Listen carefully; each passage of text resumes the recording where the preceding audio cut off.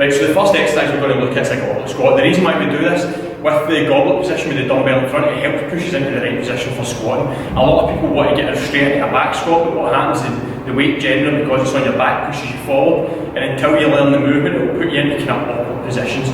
So first thing, right, before we pick up the dumbbell here, right, well, there's a couple of things that we need to look at doing. And the first thing, right, when we do any exercise, we need to look at generating tension. And how we would generate tension is by whatever part of the body is contacting the floor. So in this case, we've got the feet contacting the floor.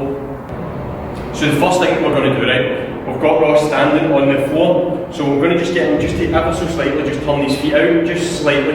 And then from there, right, what we need to do is hook our feet into the floor, right? So how we do this, right, is see if we get a pinky toe, or big toe in our heel, what we're going to do is hook them into the ground. So if it almost creates like an arching feet. So Ross, if you just want to hook your feet into the floor, and from there, right, once we've got those feet hooked, what we're going to do is twist the heels ever so slightly towards each other. And what happens there, sometimes you hear people in a squat saying push your knees out. So what this does, right, when we get that twist into the floor, is it twists the knees out slightly, it puts them in a good position, and it also creates tension through the hips, which is massive in a squat.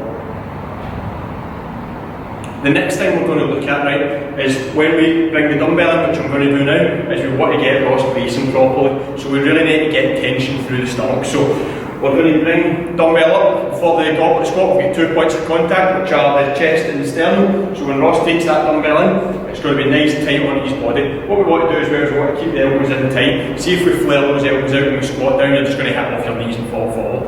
So from there, right, once we get into that position, right, Ross is going to fix the feet like we've already spoke about. We're going to twist the knees, and then from there we're going to breathe. So Ross takes a big breath. See when we breathe, right, we're trying to get the air into the stomach, right? So most people when they breathe, it's just so the air's went as far as my throat there, right? So what Ross wants to do is get a big breath into the stomach, and as he does that, the stomach's going to expand out, and then he's going to really squeeze down to create that tension. You'll hear people talk about core strength, right? This is what we want. Breathe, brace, nice tight core, and it means at the bottom of the squat we're in the strongest position. So Ross, if you can breathe, really squeeze that stomach, and then we're just going to squat back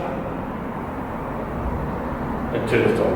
And then at the top, we also let the breath go. We don't want to breathe out the way up. And then we breathe back in at the top, we sit back, Ross comes to the top, he lets the breath go, and then he breathes again.